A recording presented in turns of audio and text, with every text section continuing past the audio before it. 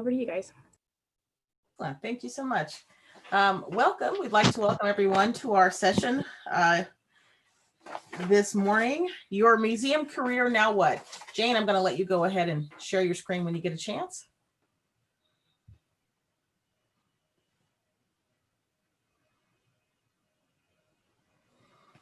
Excellent.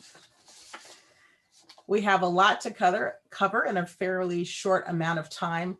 So we'll go ahead and get started with the introductions and then move through our piece. Next slide, please.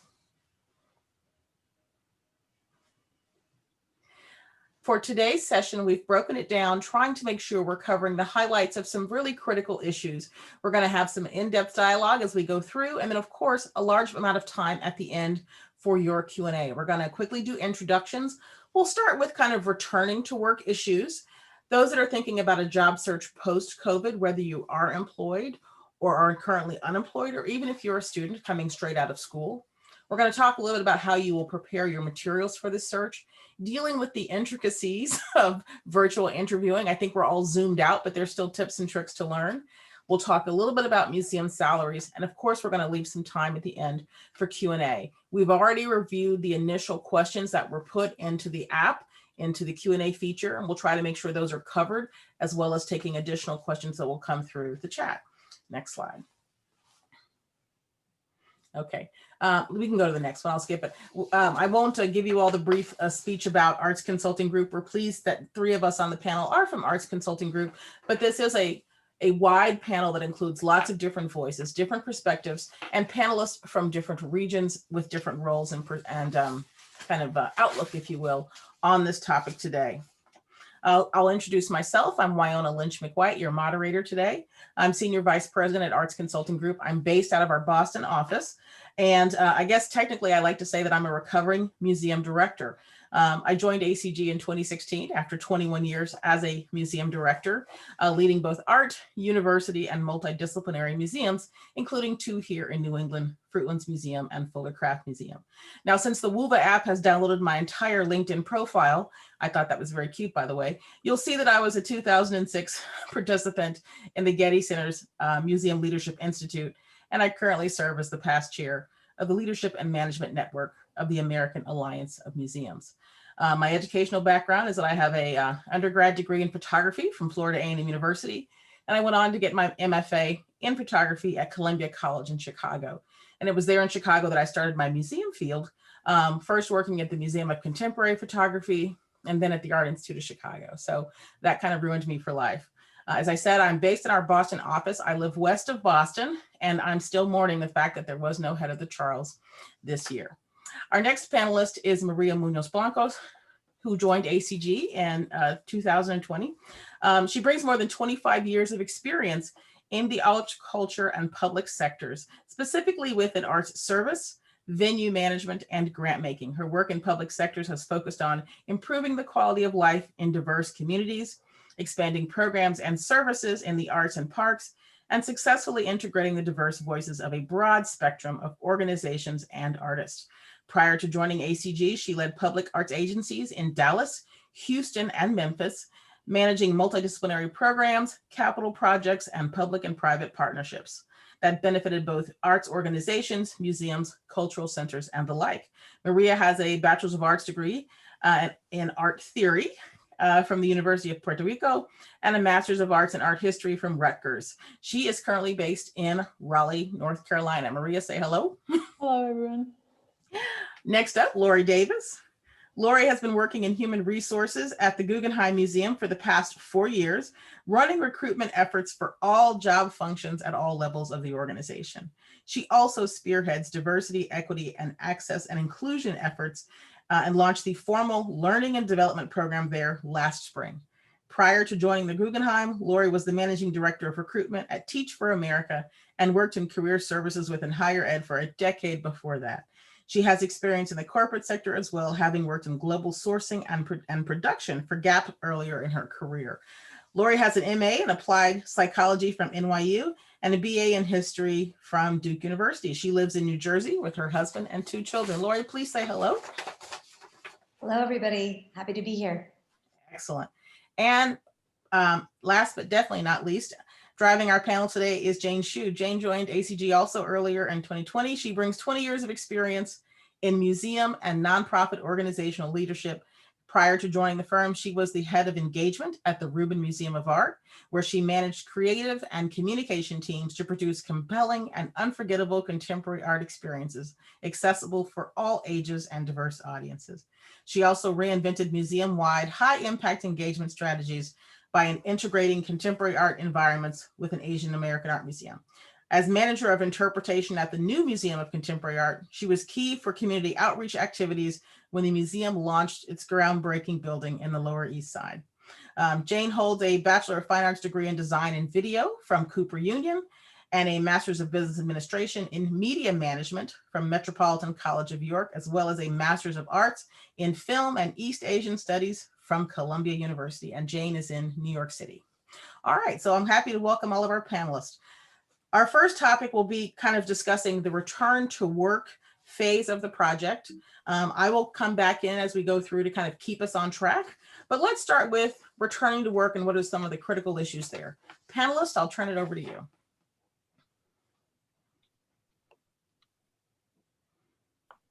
I'm happy to start on this one. Okay. I think, there's a lot to be said here. Everyone has had a really challenging set of several months here at this point. I can't believe it, how long it's actually gone on. I remember back in March when we closed the office and we all thought it would be 2 weeks and then back to normal, right? So I think it's been a big challenge, certainly for HR departments, to allow staff to feel supported and to keep morale up at a time when there have been layoffs and furloughs just everywhere, right? And that is really a challenge, I think, that institutions across the board are facing, not just in our industry, but in all industries. And I think, what's just important is that open communication, that employees feel that they at least are informed about what is going on, what they can expect. If there are going to be layoffs or if people are going to be furloughed, if they at least have a sense of timing, if there's reduced salaries. I know we're going to get into a salary discussion later in the panel, but there's a lot of salary reductions taking place. And I think this is bi-directional, right? Employees understandably want to get as much information as they can. And then I think on the management side, there's only so much information they actually have. And so I think it requires a lot of patience on the part of employees from understanding that sometimes we don't know the answers, right? That so much is up in the air. And so it's frustrating, but I think the only way that people can work together is to try and have that patience and recognize everyone is doing their best to just try and make things work. A lot of us are having to do more with less, and that's hard. But again, patience, I think, is the key here. And fortunately, a lot of institutions are open now, and that's helping a lot. So I'm going to turn it over to the others to add. I think if I can add something to what Lori said, my sense is that really learning to become more comfortable with ambiguity and uncertainty is what we are all having to do.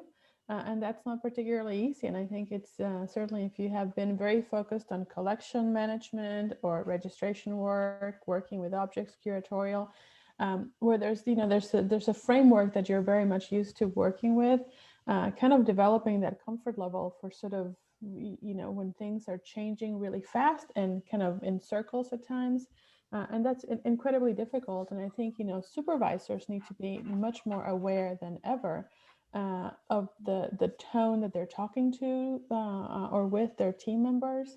And team members also need to be a little bit more patient that this is all new for supervisors also. So kind of making that balance and becoming more comfortable and being very honest in the conversation. If you're feeling really uncomfortable with a task, with a new assignment, have that conversation one-on-one with your supervisor. I think that's really important as we kind of figure out how to come back into our fields and making the workplace more open to all.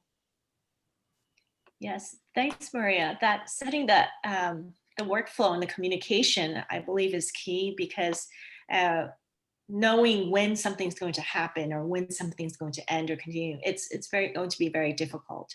So even if you have staff coming back to the actual workplace, maintaining some remote structure there could be helpful because you never know when you need to go back.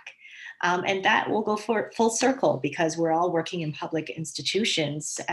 Being empathetic for your staff will help with understanding that visitor experience, because people have to first check, oh, wait, are museums open? And then if they're open, what are the hours? Do I need to make a booking? And all the different ways we have to behave entering a public space. All of that will also inform then how you adapt to the various policies for your visitors too. Can you all talk a little bit to this paradox of working from home, right? So some institutions are bringing folks in staggered schedules. It's just been very different working from home, and not everyone will return to work fully. So can we talk a little bit about your thoughts on, as people make that shift, thinking about productivity, how working from home impacts collaboration, and things they should just be thinking about as they're returning to the office? Sure, I'm happy to start with that. And I think, there's a lot of research out there about productivity and in-person versus virtual. And I think it really depends a lot on job function and the area in which you're doing. For example, technological support is much more easily done remotely, for example, than obviously something that's frontline staff related, right? Engagement and such. So, there's certain roles where it's imperative to actually be in the office, and others where I think it lends itself more easily to being virtual. I think what's tricky is there's a lot of people over the past several months who've said, like, wait a minute, I can do this from home. I don't really see the need to ever go back. That I've cut down my commute. I see my family more if I have a family. Maybe we could keep going with this. And that may be right. But I think there's also the counter to that, which is there's no quite real substitute for the type of communication and collaboration that you get in person. And so I'm hoping what institutions will start to realize is there has to be that balance. And perhaps if they've been able to see, okay, when people are here 2 days a week as opposed to 5, maybe we're able to get that in person. That's really important for building those relationships and that collaborative spirit, but yet give people flexibility that they need. And I think a lot of industries, not just ours, are reckoning with this of, do we want to stay remote? How do we balance health and safety versus productivity? There's no easy answer. I think, again, it really varies quite a lot. But I also feel, we have to recognize that there are people who don't have the appropriate resources to work from home. And so we also want to make sure that from an access perspective, we're giving availability to those who need a space to work from, because that can be, as challenging for others as the reverse. So just keeping all of that in perspective, again, comes down to communication with one supervisor. And I do think it's important on a macro level that we look at this research and say, what functions are required to be in person and what maybe doesn't need to be, and what's that appropriate balance? Maria or Jane, anything to add to that? I think one of the interesting sort of issues that management's going to have to deal with is this notion that for some people, they will be able to continue to work remotely, which has, a lot of advantages, as Lori just outlined.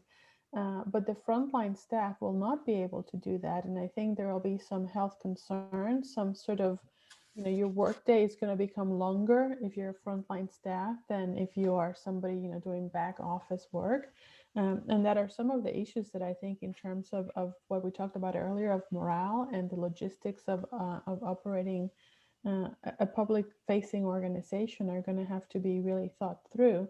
Which may involve, hazard pay for frontline staff. I don't know that that's something that the field has been talking about, but it certainly merits some conversation. So I think, again, returning to work partially in person, partially remote, all that stuff, it's are critical issues for management to be thinking about proactively as we are hopefully getting to the point that our world will be reopening, 2021, hopefully. So that's my thought here.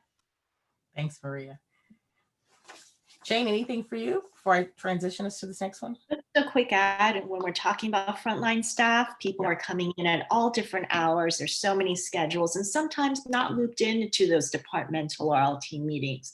So please make sure there's a place that frontline staff can check their schedules. What are the updated policies? Those change all the time. And keep everyone informed. Thank you. One last thing on this one before we transition to the next topic. Well, maybe two. I think I do want to make sure we acknowledge something that Lori touched on. Not everyone has the space to work from home, and not everyone who has been working from home remotely has done so in a way that's been really easy for them. I don't know any other way to say it. So when you think about staff trauma, there are a lot of people who are both trying to work from home, also being caregivers to either dependent children, to older family members. It's been very complicated. And I think there's been a lack of emotional awareness to the fact that that is draining on team members, draining on productivity and availability. I think that's just something that we have to acknowledge because it's going to impact how we build the strategies going back in. I think you all alluded to that, but I think that also tags into our very last point on this topic. Let's talk a little bit about remote work and the generation gap here and how different generations in the workplace are handling this issue, who's having challenges, who's having successes, and what that might mean when it's time to kind of return to whatever the new normal looks like. Jane, I'll let you go first. Also in that, you can assume that people in an older generation may be less in tune with all the software and all the possibilities in there than the younger generation. But again, I'm going back to that shared resource and having one place where all of this lives, and some kind of regular maintenance of when these, what people are using to get in contact with each other are updated, because it can be very confusing with the many different ways we communicate information. We all know how quickly news travels around a museum, especially internally, when something is not official yet. So please keep that in mind. I agree with that, Jane. And I do think, of course, you can't always generalize, but I do see some generational shifts when, let's take, for example, if you're on a staff call or an all staff meeting, it tends to be that the younger employees might be more comfortable following the chat while they're on Slack, while they're watching a presentation. And then you find other people who find that incredibly distracting, right? And so I think, again, it's important for people to check in with their teams and with their manager and to say, okay, this is what we're finding to be useful. This is what I might personally find distracting. I'd appreciate it if we, do this in this situation or do something differently in a different scenario, to follow different people's learning styles. Because you don't want to do something that you're thinking is beneficial only to find out that, in fact, it's upsetting for others or that they're finding it confusing. So I just keep stressing the communication piece, but that is one thing, that multitasking piece, the texting, the slacking, the chatting, and so anytime you're going to set up a meeting, I think it's just a conversation to have in advance. Do we want to have an open chat? Do we want to have the chat only go toward the moderator so that that moderator can then present the chat at the end?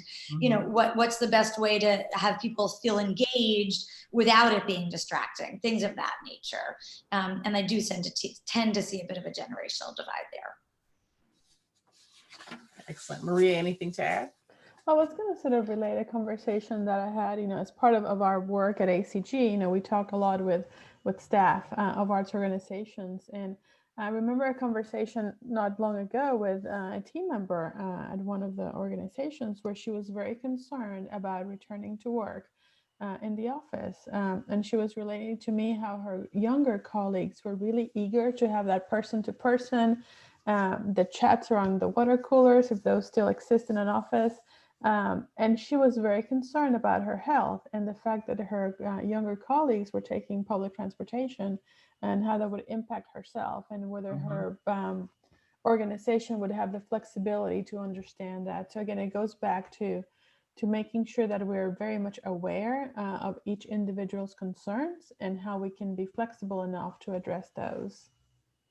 Wyona, there's a question in the chat. I'm happy to address it now, or would you prefer that we wait at the Q&A until the end? Well, let's do it second, because I've also got one in the app. So this is what we call, I don't think I'm generationally sophisticated enough. So I've got questions in the app, questions in the chat. I'm going to try to get them all in. But there was a question about this, I think, within the earlier chat.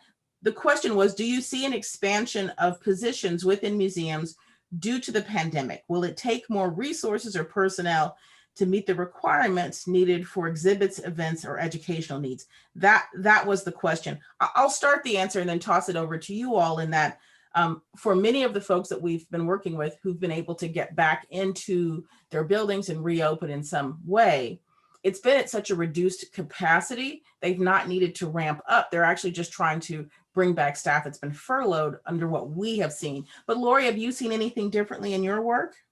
Yeah, I mean, I think definitely a lot of that as well. The one area I think some people are seeing some expansion is in digital, simply because so much of the work has transferred from in-person to online, particularly when, you know, museums were officially closed. And again, this is going to vary by state. And if we get shut down again, I think that's going to be a return. So I think digital is probably the one area where you might see, you know, some increased hiring. That and fundraising, you know, I think it's one of those areas where no one ever wants to contract fundraising teams in a time of hardship. So those are probably the two, but everywhere else, I think it's the opposite. I think everyone's being asked to do more with less because there just simply isn't the revenue or the resources to be able to support those teams. Thank you. That's a good point. Now, the question in the chat, do you think that remote working can hinder new hires in their process of joining a new team and a new work environment or culture, perhaps especially for younger workers who have not yet had extensive experience establishing themselves within a marketplace? And I'll let one of you other folks chime in on this one, because I think we've seen lots of this over the last 9 months or so. I think certainly it's making the way we relate to each other differently. So it's sort of, you know, if you are the new person on the team that has never met face to face with your team members, I think it takes a little bit longer to get to know sort of, you know, their body language, their communication style, all that stuff that you have to pay much closer attention to those cues from us, you know, as we talk to each other. So I think it is a little bit tougher to get that sense of culture. On the other hand, I mean, keep in mind that there's some industries that have been doing this virtually for a long time. So my sense is that getting, you know, step outside of the arts and museum world and read about how technology folks have been dealing with this forever, how other industries are sort of adapting to this and kind of start learning about how to deal with that situation. I mean, arrange some sort of, you know, 15-minute chats with your colleagues that are not necessarily work specific on a particular project or a task, but to get a sense, you know, ask them, you know, what's your background, what's your history with the organization, so that again, you can start feeling more part of the team. It's not easy. I mean, it's funny, Jane and I joined ACG at the beginning of the year, and we're a remote workforce, so we're kind of, you know, had to adapt to that. But the opportunities for us to meet on searches, which would have been a great place to sort of build more connection, we haven't been traveling as much. So I think that sort of we have figured out other ways of getting to know each other. So adapt and learn new ways of doing things. I'd love to build on that, Maria. When I was at Teach for America, we were also a fully remote team. And I think as a new employee, it was very challenging. I think you know, you don't have those casual encounters of just asking someone, excuse me, is the restroom that way? You know, and then you see a face and then you say hello to that person in the hallway and then maybe you start a chat. So there's also less opportunity to just meet people across teams and throughout an organization. And that also affects interns. And I know a lot of our organizations, you know, have done remote internship programs. Same thing, you know, and when I was in career services, we would always tell the interns, you know, try to meet as many people across departments as you can and conduct some informational interviews, ask someone just for a cup of coffee so you can learn about, you know, their background and their skill set and what they do and if that might be something you'd be interested in doing. So all of that is much harder in an online environment. And I think a couple of tips I think that we can follow. One is for managers, if you have a new hire on your team, I think it's really important that you take that extra step to do some team building activities. You know, even some of the cheesy things, you know, make people take a personality test or ask them, you know, there's tons of forms of these out there if you look at, you know, onboarding materials, but, you know, your favorite color, the first place you ever lived, you know, something about that stood out for you in school, just all kinds of just getting to know one another types of activities. don't do work in that session, really just try to get to know one another, so you can build up and people can get to know each other's personalities. And then perhaps if you have a new hire, giving them some structure in their first couple of weeks where they can have one-on-ones with people outside of your existing team, the people they'll need to collaborate with across the board, so that the burden isn't on that person as much, but you can help support and facilitate it a bit more. That's one suggestion. And then for people who are either new hires, full-time employees, part-time employees, or interns, I think the burden is also on you to reach out to people and do those sort of virtual coffee chats. And I found people are very open to this. If you just simply send an email and say, I'm new to the team, understand that you're working in photographic services or you're working in marketing and I'm working in education, would love to just hear about your work and get some of your institutional knowledge, because I am new to this place. And I think people are very amenable to that, and it can be quite helpful. Those are perfect. Thanks, Laura. Yeah, everyone needs it's not just the employee, it's also the supervisor as well. So thank you for those. Let us transition to the next piece of our discussion as we cover these points. And that's kind of getting ready to apply for a position post-COVID. So we'll flip to the next slide. And I think, we've got a variety of questions around that, but I think there are questions about, what do you do about your resume? Although we're going to talk a little bit more about application materials in just a second, but how you read the posting and just what people need to think about. Now, this is applicable for those that are freshly entering the field, as well as those that, as we have discussed, have been laid off or furloughed and are trying to return. So let's see, who wants to start? Do you guys want to talk a little bit about reading the job posting? Maybe that's a good place to start, reading that first before you get materials ready. Jane, how about you? Yeah, sure. So, organizations spend a lot of time talking about what and all the ingredients they want in that position when you're looking at the job posting. There's so many pieces to it. And of course, there's always that mysterious line that says, and any other responsibilities that might come up, right? So please look at how the job posting has listings prioritized. And if possible, one thing, just going back to, when you think about working in an organization, we're working in museums. And if it's in your area, please go to the museum, have a visit, talk to the staff, get to know the space.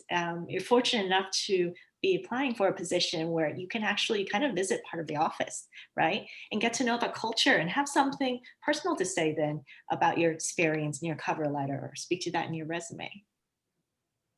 Excellent, thanks. Maria, how about you? Well, what I would say in terms of, reading the job posting, it's, sometimes they're long, sometimes they're short, but do take the time to pay close attention to it. Make sure that what you're applying to is a position that you meet the qualifications. It doesn't have to be 100%, but it cannot be 10%. So you do have to bring the skill set and the experience that the position requires.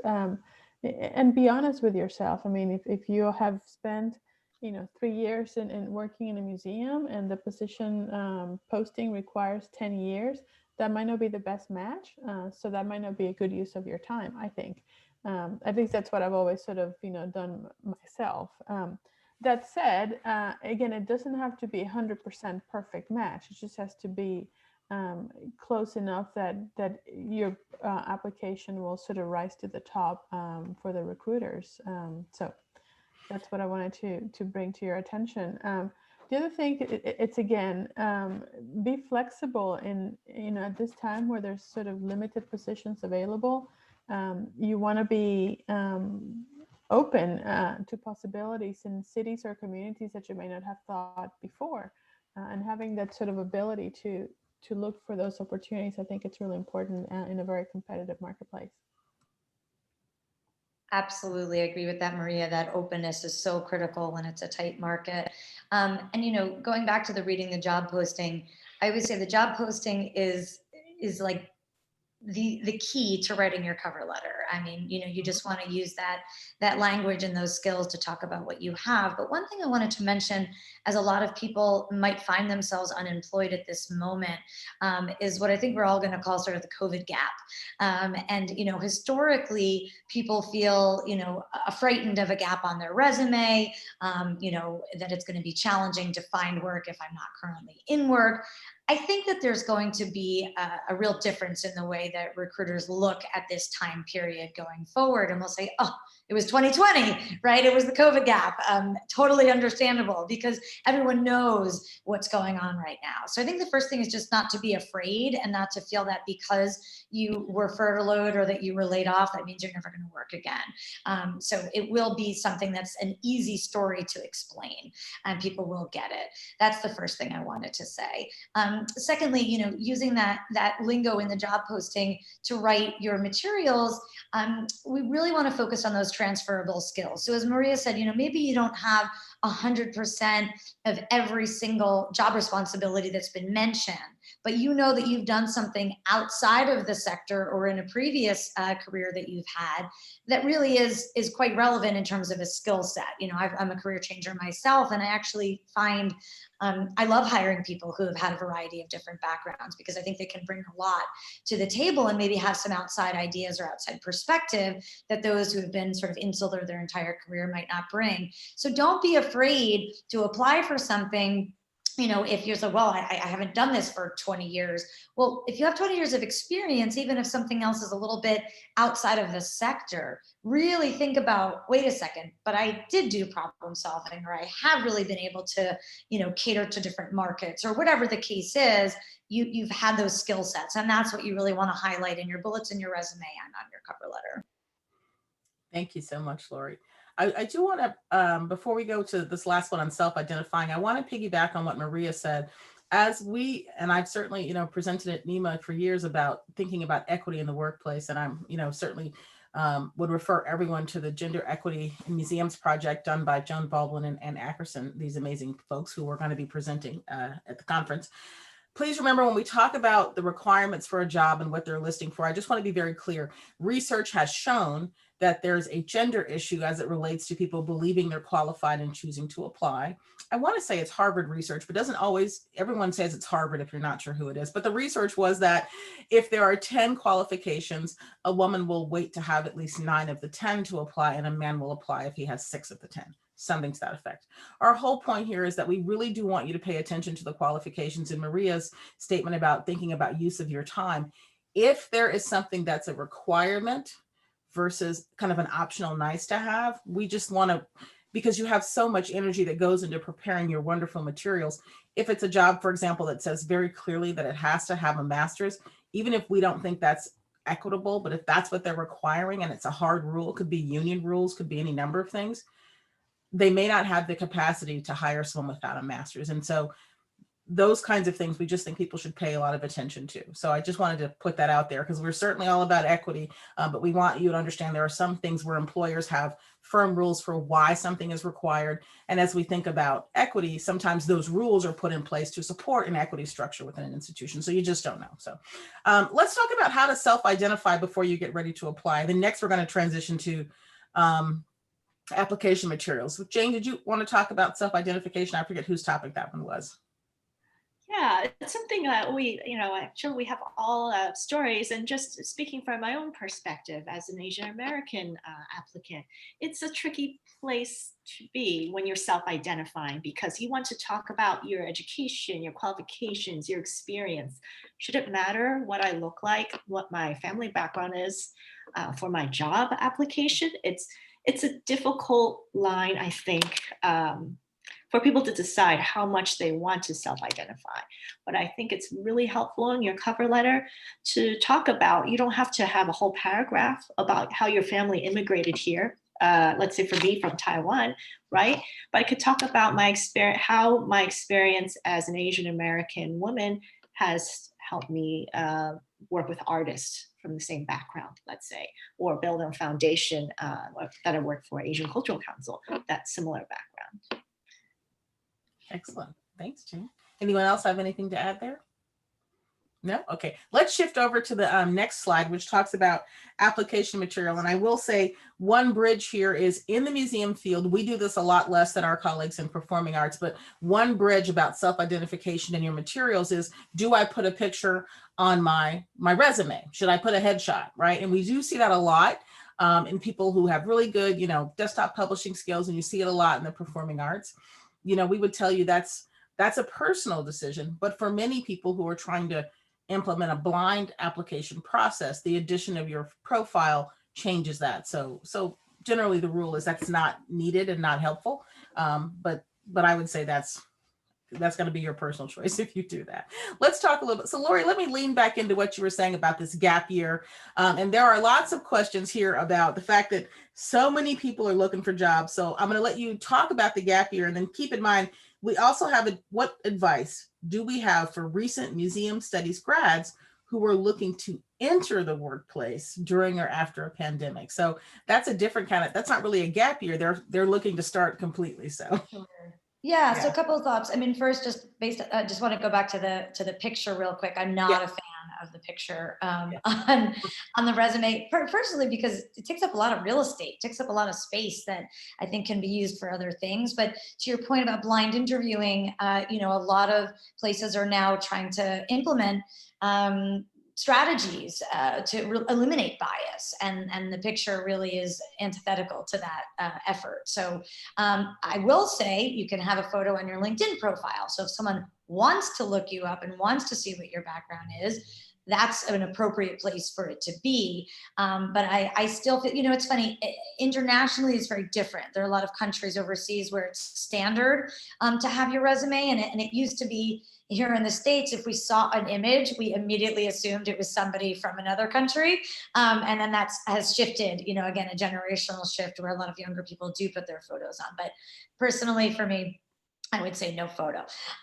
In terms of the gap year, again, I think the point here was simply, if there's a gap, not to stress about it the way you might if you were let go in a different time period, because I just think people have to be more understanding about it, that it's not based on skill or value, but simply based on, these absurd times and resources. In terms of the graduating students, I feel for you. I graduated in 01, which was, we thought then that was a crazy recession, and that was nothing compared to 08, and that's certainly nothing compared to 2020. So, we've seen some of these cycles, but this is obviously unique. I think what Maria touched upon earlier, which is you really need to broaden the search. And you can broaden things in two ways. You can say, okay, I want to stick with the museum industry, but be open to a different job function than I had planned on. So if you were really interested in curatorial, you might look at education. If you were really interested in, a different area, you might consider, like I said before, something in the digital space where there might be a little bit more opportunity. Look at where the jobs are, look at what you're seeing is available, and say to yourself, is this something that I could do? And would I gain some skills that might in the future allow me to shift over to what I really want to do later? Because it's not easy, but it is certainly possible, especially if you're staying in touch with the right people and continuing to build that skill set. The other way to go is to change industries, or to at least be open to a different industry. I mean, even, what we're doing right here, many of you are in the arts consulting group. You're not working at a museum, but you're leveraging, museum backgrounds and all of that to enter the search space. So there are a lot of different places, obviously there's the gallery arena, for profit is obviously quite different. But tangential related fields that will allow you to really capitalize on your education and what you've just learned, but might just feel a little bit off from what your, that original plan was. You're just going to have to broaden that search in order to be employed. Thanks, Lori. Marie or Jane, how about I let you go ahead and speak to that a little bit? Also, with pivoting your career, it's difficult to think about your own life.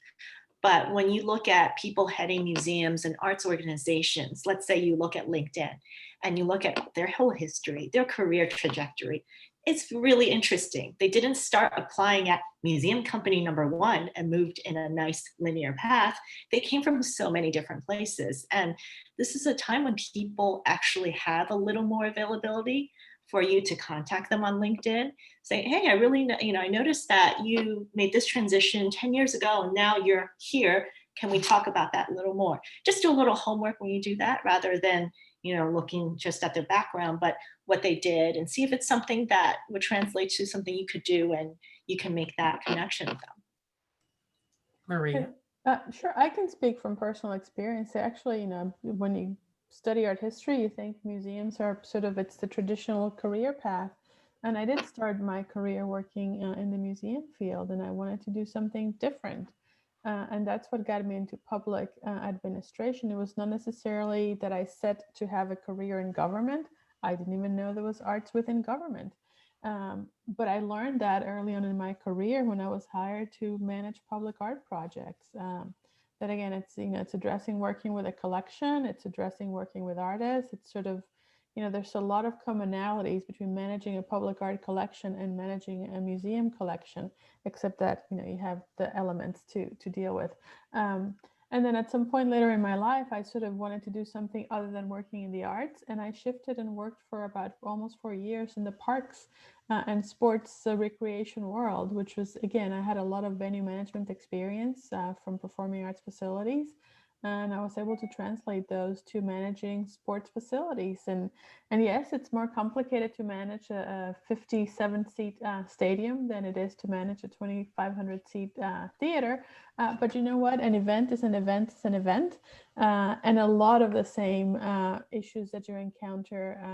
So you do need to sort of make a very convincing case and read about what is that sort of other field that you want to get into, or that you think that has some commonalities with museum world, so that you can then in an interview really make those connections for whomever's interviewing you, because they're not going to be the ones making it. You have to make the connection. So you need to talk about, you know, same collections management that I spoke earlier. I think museum educators have a lot of room in other fields.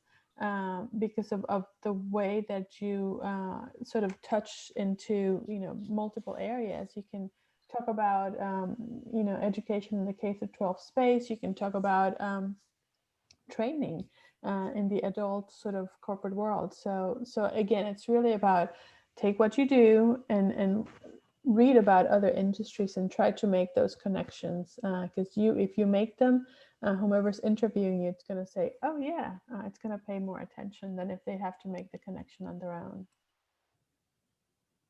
Excellent. Thank you. And I would say this seems to provide the answer for one of our questions that we've got in the app, which I'll just restate it to make sure the person who submitted the question knows we're trying to make sure this is the answer. That given that the pandemic has significantly reduced the number of available jobs in an already competitive field, many museum workers will likely be looking for jobs outside of the field, at least in the short term. And what are some opportunities for museum professionals to translate their skills to other industries? How can they take those experiences back to the museum field in the future? I feel like you guys have all spoken to that, but I would just say, as it relates to preparing your materials, your resume needs to not say what your title was. It needs to demonstrate what you did. And I think you've heard that through the panelists' commentary. So if you've been doing training, developing curriculum, leading groups, supervising staff, managing budget, those kinds of things that are completely transferable, they have to be detailed out. Often people really just list the title and don't think about what are the tasks of the job.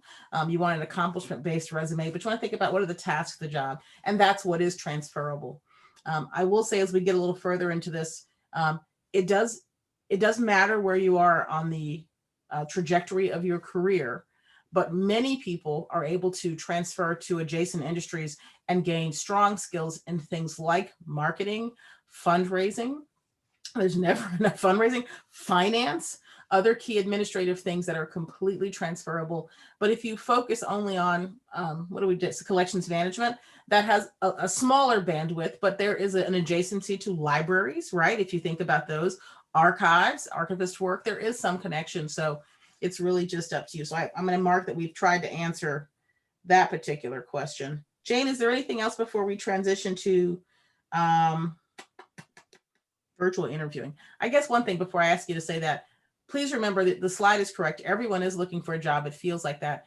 And as museum-based professionals, there are more available jobs. Our friends and colleagues in other disciplines, the performing arts, music performance, they're closed and they are not even open to reduced capacity. So the marketing professionals who've worked for symphonies are now also looking at the marketing jobs for museums. So that's another thing to be aware of. There is additional pressure and competition in the marketplace. So we all understand that and have to be careful. Jane, is there anything else to add?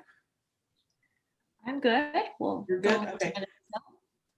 We can go to the next slide. I think we answered the question, are we seeing increased opportunities for independent consultants now that museums are reducing staff? And I think you all spoke to that as we talked to the need for people that can do digital programming and other things of that nature. I think that's been the only space where we've seen really an expansion. So, okay, so I'll mark that one as trying to fulfill my conference mediation duties here.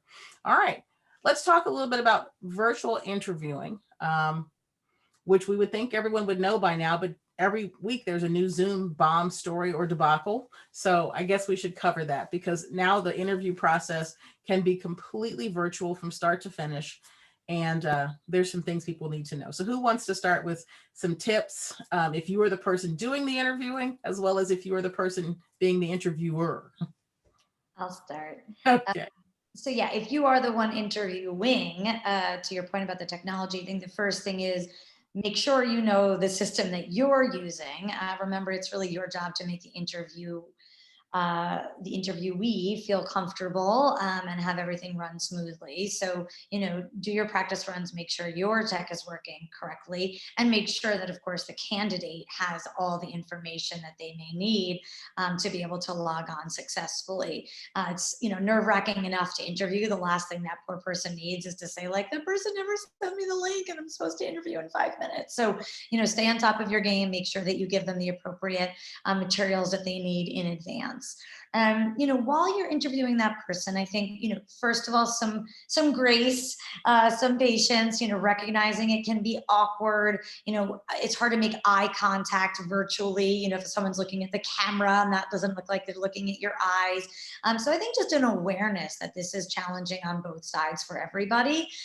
Obviously now it's been several months. I think people are a little bit more comfortable with it. But still, I think, you have to put yourself in the position of the candidate and recognize that they're nervous. And also that, as we talked about at the start, they might not have a great space to do this, and you don't want to fault somebody for that. I think we've seen it happen where a manager says, oh, I was very distracted during that interview because the candidate's dog was barking in the background, or because the space was distracting, and judge them based on that, which I don't think is fully fair, because that person simply may not have had any opportunity to find a quieter space. Obviously, if you are the person interviewing, try your best to come up with that. Maybe you need to leave the dog outside for that hour if it's not too cold, or if it's not raining, or put the kids in front of Disney Plus for the 10th time that day. Whatever it is that you need to do to be able to have that quiet. But I do think everybody just needs to give each other a little bit of grace on both sides. For those who are interviewing, in addition to trying to make sure that your technology is working properly, that you've tested it before, make sure, I would always say to the person, can you hear me all right? Am I coming through clearly? The same with the phone interview, making sure that the connection is strong. And then again, just slowing down a little bit, making sure that you're coming across as clear, that they're able to understand, your points. Sometimes it's nice to just say, was I able to address that question? And that goes for in-person as well as virtual. But I think what's most challenging is that body language piece, right? That you can't necessarily read into what someone is feeling. Sometimes people, in person, you can sort of tell if they've had enough of that answer and they want you to stop, or if they're leaning in because they want to get more. And so that's just an extra challenge. I think what's even harder is if it's more than one person interviewing you digitally at the same time.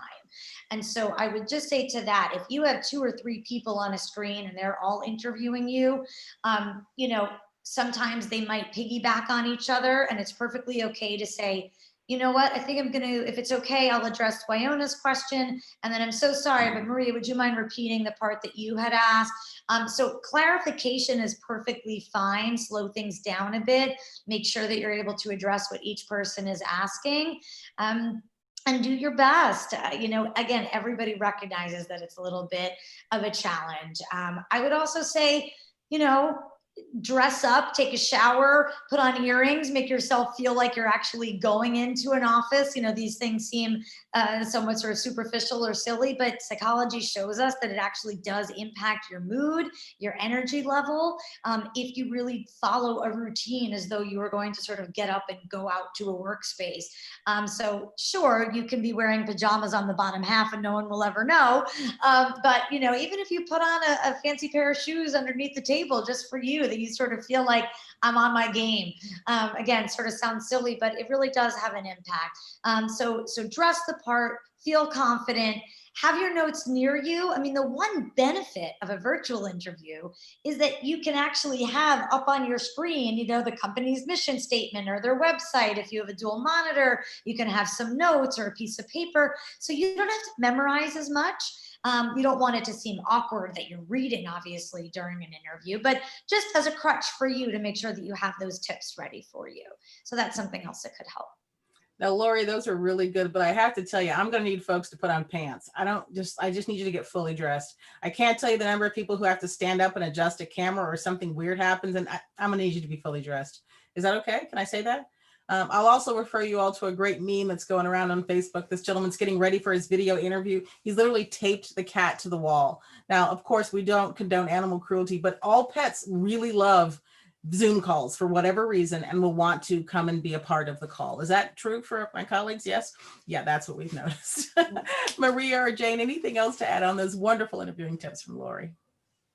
Well, Yeah, I would say, go ahead, Jane. I would say that with the group calls, it can be complicated. So as the interviewer, make sure if it's more than one person, let the candidate know who's going to be on the call. And if you're the candidate and you're not sure who's going to be in a call, ask. Because sometimes, you know, on Zoom, they'll just say, oh, Jane, that's my identification. Don't know if I'm part of the board, I'm part of the staff, and get to know who's on the call. And then once you get to know them, look up a little bit what they do. And if you can, to make it a little bit more personable, refer to their names. Thank you, Maria, for your question. Oh, adding to Lori's comment, that just gives it a little bit more of that real feel. Thanks. Maria, go ahead. Well, what I was going to add is, you know, quite a few of the sort of, you know, LinkedIn and Indeed, all those sites sort of have a lot of recommendations on how, as an interviewee, you can do better. And, you know, one of the things that they're constantly recommending is that you look at the camera, which I'm trying to do. But it is incredibly distracting not to be able to look at the person's face who's asking you the question. And I think we're becoming more comfortable with that sort of shift of looking at the camera, and then you look at the person as a way of sort of, you know, keeping the conversation going. But do spend a few minutes kind of looking at those resources that are on LinkedIn and a few other places, because I think they're helpful. Now, the other thing that I was going to say in virtual interviewing, as in in-person interview, try to keep your answer germane to the question. When they're asking you about your background and you know that there's only an hour in the interview and you know they're going to have a whole bunch of questions, don't spend half an hour talking about your third grade teacher and how he or she inspired you to you know, become a museum professional. Because we've seen that happen, and Wyona's smiling because we know exactly who we're talking about. But I think it is really important, again, to sort of pace yourself. There will be questions, and sometimes they will tell you, I have 10 questions to ask you. So use that information to, again, to keep your answers tight. Don't be just, you know, 2 words. I mean, elaborate a little bit, but keep your answers tight and to the point so that they know that you're somebody who's listening to what you've been told the interview is going to take, and also, again, kind of frame it in the context of the organization that you're interviewing for. And Thank you for that. Yes, Lori, go ahead. Back real quick. Yeah, Maria, with the third grade, yeah, we see stuff like that a lot in cover letters as well too. You know, ever since I was a child, it's been my dream to blah blah blah. And I would be cautious of those words, you know, love, dream, you know, things that just seem a little bit more flowery. You know, I think it's perfectly fine to say that, you know, you've been an avid museum goer for your entire life and it's something that's very important to you, but you can use different language. I think it's a bit more elegant to talk about that. The other thing I wanted to touch upon was the diverse hiring piece. And I would say, you know, for those who are conducting interviews, I I really recommend a structured interview, which is where you ask the same questions to all of your candidates in the same order and use some sort of a rating scale for the answers, where you know what you're looking for and the points that you want to come across of each one. Because if you just get into one of those very lax conversational conversations like, oh, you went to Duke, I went to Duke, oh my goodness, did you live in North Carolina for a long time? It's nice, it makes a person feel comfortable, but what tends to happen is that really leads to bias, because then the interviewer is saying, I like this person because this person is like me and we have something in common and it's easy to speak with them. That has absolutely no predictive factor on how they will perform on the job. Because I like you and we have something in common doesn't mean that you're going to excel in a role that, by the way, might have absolutely nothing to do with me who's in HR, whereas you might be someone in a completely separate department. So I really caution people in terms of interview bias to get into those conversations. Now, I'm not saying you shouldn't start with some icebreaker questions to make the person feel comfortable and ask a couple questions just to, make them, again, just seem human. But I'm saying that you should have the same set of questions that you're asking of all candidates. Good point, Lori. We couldn't agree more. As we're also talking about some of this, now that we're actually doing the interview, I do want to make sure we touch on a little bit in that while Maria has shared, there's tons of Zoom tips or video interview tips, but we're still seeing people do a couple of things that are against best practices when it comes to virtual interviews. Often one of them is trying to use your phone for that process. It's very rare that your phone works as well as the desktop application. But if it does, many people are having it on their desk or something to that effect, and they're staring down into it, which everyone tells you certainly not to do. And I know it seems very basic, but people keep doing it. So you're not supposed to have a silhouette. You're not supposed to have, a window behind you. You're not really supposed to use your phone. That's not ideal. It needs to be something up and at eye level. And as we said, you just have to check the tech. Now it should be obvious, but it happens so often. I feel like it just can't be said enough. One other thing, a colleague on our questions gave us the feedback that earlier we discussed pictures on your resume, yes or no, and most of us say no. Someone said that it's actually illegal in the state of Massachusetts to have your photo on your resume. So I want to pass that along. I didn't know it was illegal. Certainly it's not advised, but that probably goes to the hiring bias.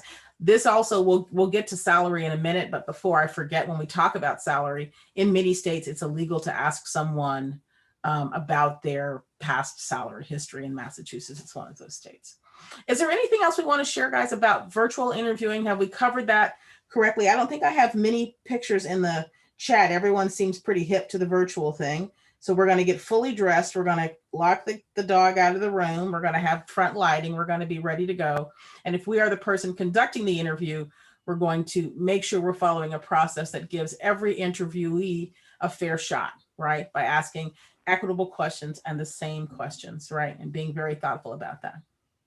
That's perfect. Oh, I will just say this. If you are the person conducting the interview, if it's a group interview, every member of your team, if they're on separate cameras, should have their camera on, right? You should be as physically present as you would in the room. It's disrespectful to candidates, although we've certainly heard about it, where people who are conducting the interview cannot be bothered to be physically on the screen. That's just not appropriate. So if you're going to show up for the interview, show up fully. If you're interviewing, be physically present, just like the candidate is.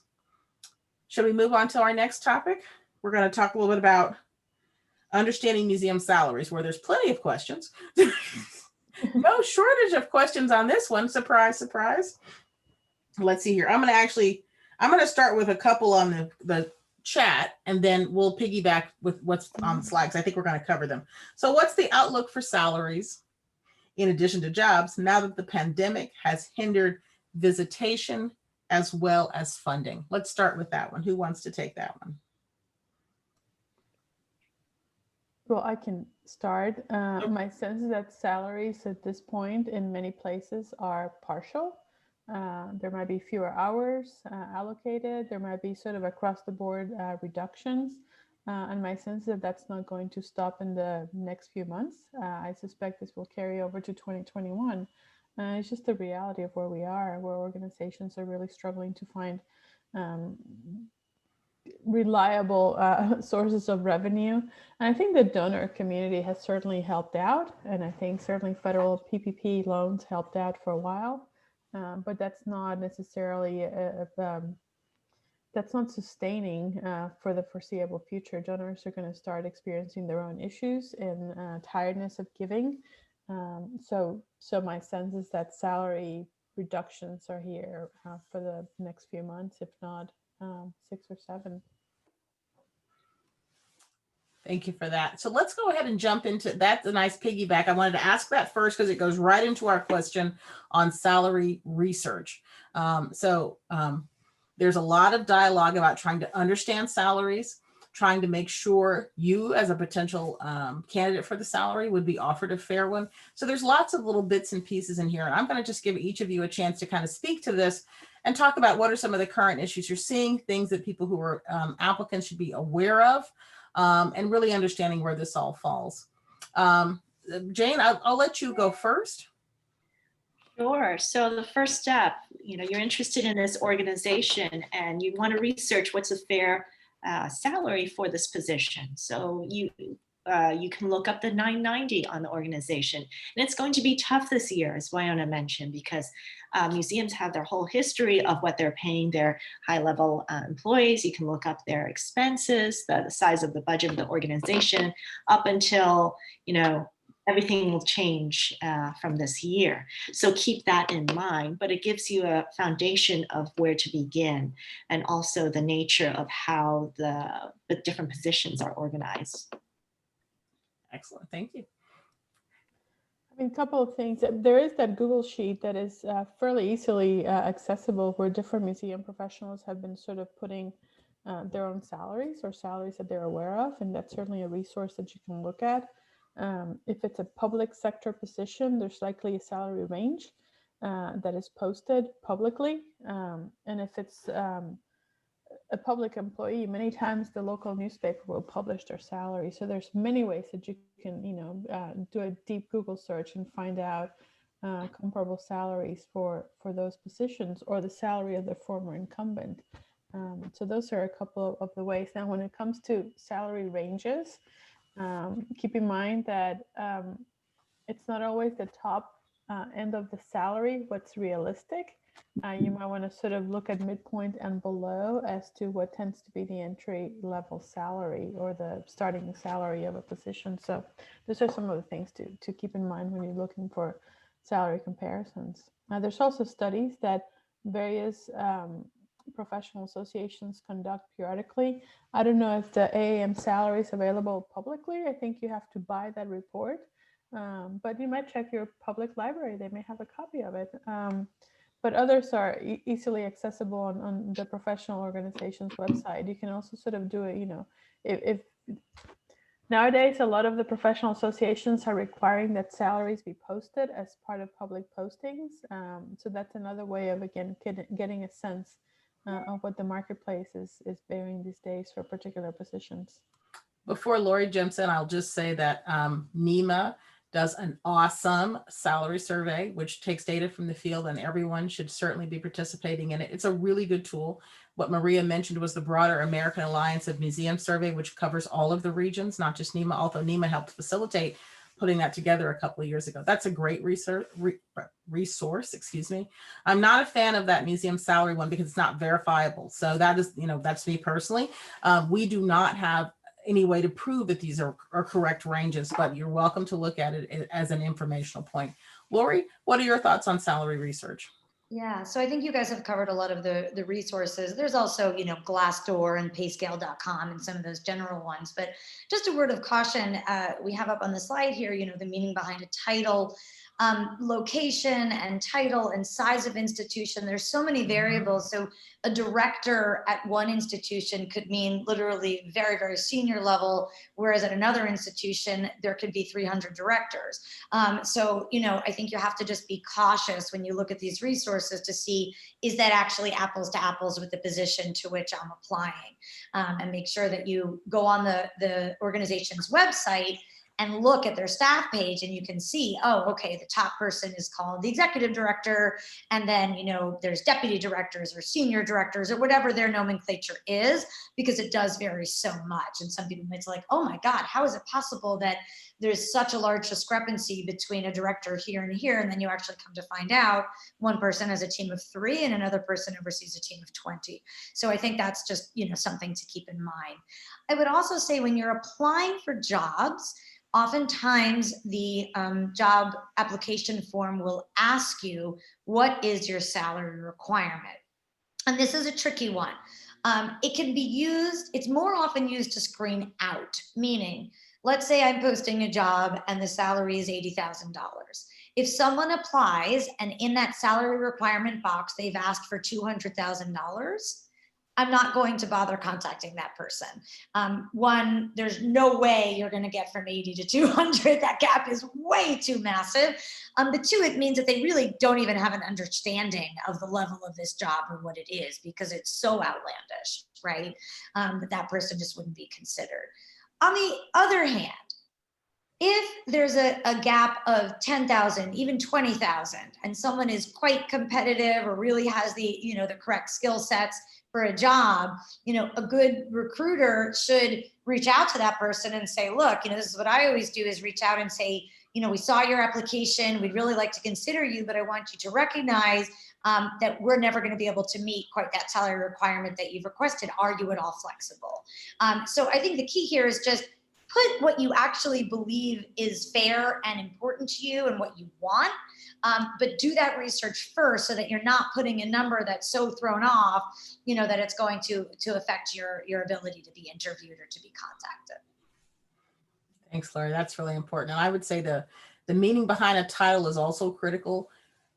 People can have similar titles and very different scopes of responsibility across different institutions. I think that's also difficult for people to understand. So really knowing where you want to be is really important.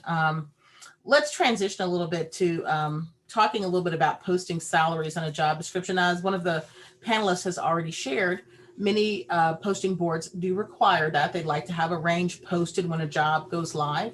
And that's really great as it relates to salary transparency. Salary transparency is not the same as pay equity. And so I want to just put that out there. There's a whole discussion there if that comes up as an issue, because many people are certainly concerned about it. Our point here is that if an organization has not posted a range, I just don't think it should be interpreted as any sort of malfeasance on the institution's part, right? For our part, we want to make sure that postings are out there because that provides access for all of us that are looking for work, right? All of us looking for work should be able to see what's available and that it's out there. And so for us, that access is really important. But let me ask the team to kind of weigh in on thoughts or either things to be aware of or look for when it comes to posting salaries on a job description. Laura, how about I start with you? Because you probably have seen this in every manner in your region. Sure. Yeah. New York, it's all over the place. I will say, by the way, New York is also one of those states where it is illegal to ask an interviewee, what is your prior salary or what are you currently making? You are not allowed to ask that. And the reason, of course, is because regardless of what you're earning now, that should not dictate whatever is the fair wage for the position to which you're applying. So just wanted to put that as an aside. In terms of the posting, yeah, I mean, I think it varies by institution. There are some in the school of thought where you should post it, you want to be transparent, you want people to know. But there's also, you know, it can be tricky when, for example, you're posting something that's an endowed position and therefore that salary might look very different than others that are similar, or a grant funded position, or it simply might be that the type of place that doesn't post is because there is a range and they fear that if they put that number out there, you know, that it might dissuade people who feel like they're not at that level yet from applying, or on the opposite side, if they find a candidate that they can make a really compelling case to senior management, we can try to scrounge and find some more money for, that they really want to fight, you know, that might dissuade those people from applying if they see, oh, there's no way I'm going to apply for that job if it's only X amount. So I think, you know, from the institution side, they can see it as limiting to post it. But of course, the other camp is, but it's also very transparent to post it and people should have that information. So I've seen, you know, both sides of the coin there. I don't think there's a clear-cut answer.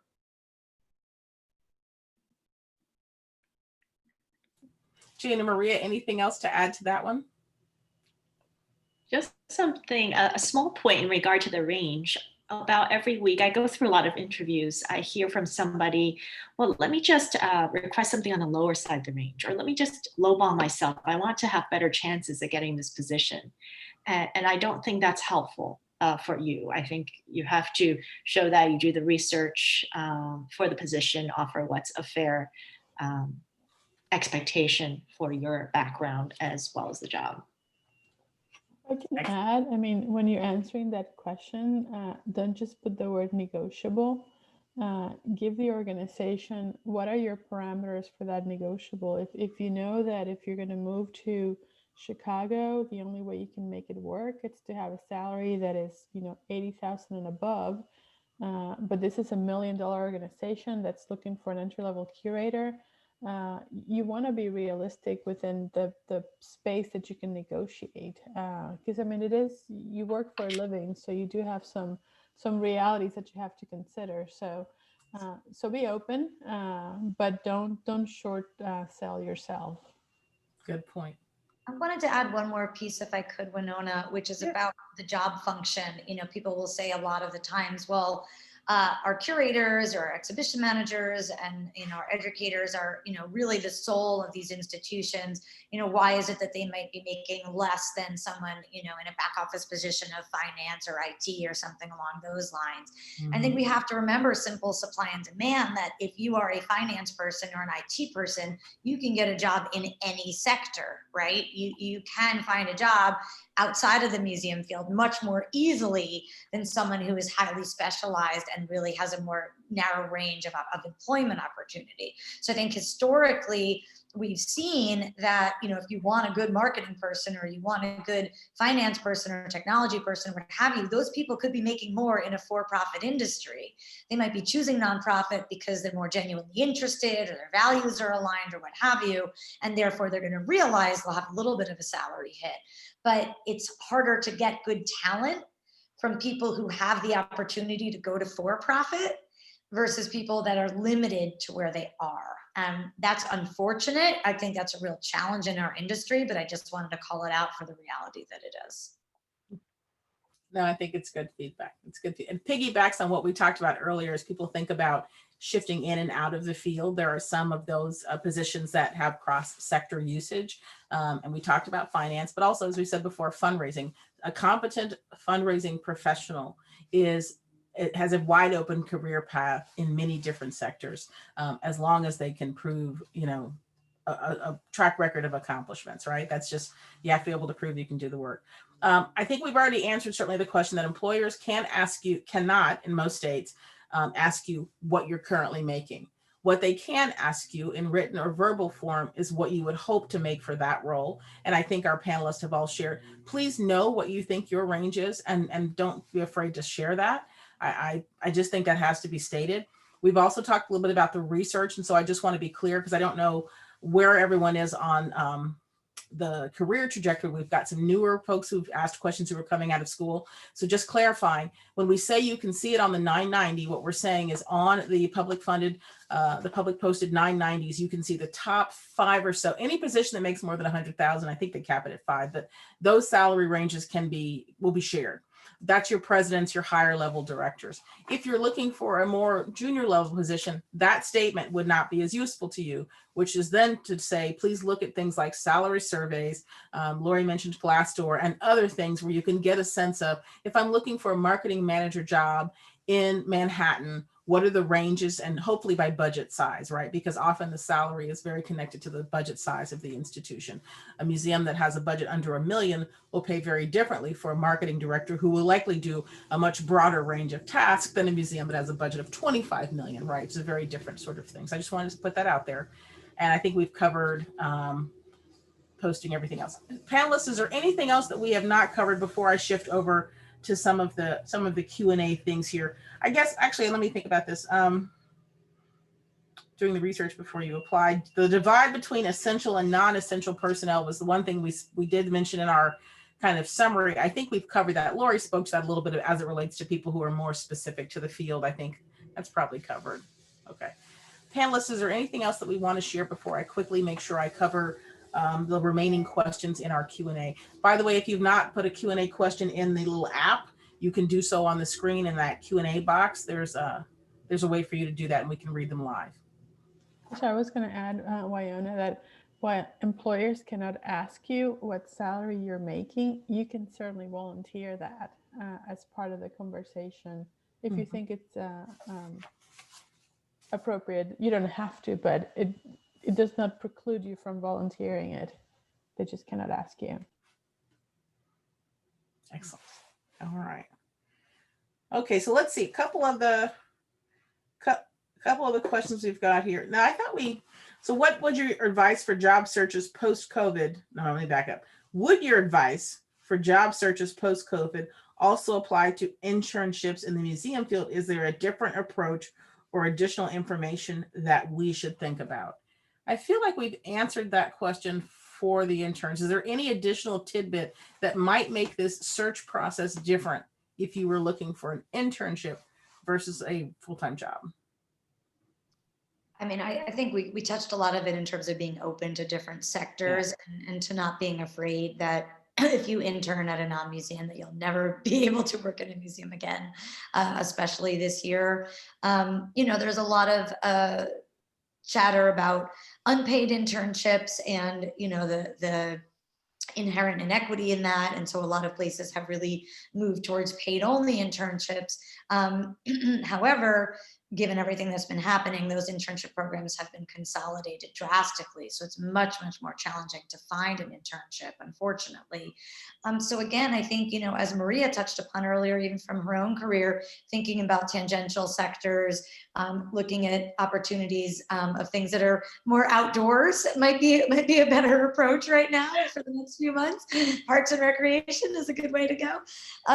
But yeah, I think, again, the biggest advice for anyone who's in school, just network, conduct as many informational interviews as you can, get on LinkedIn, find people in the field, start those conversations so that when things do open up again, you're front and center and ready for that next opportunity.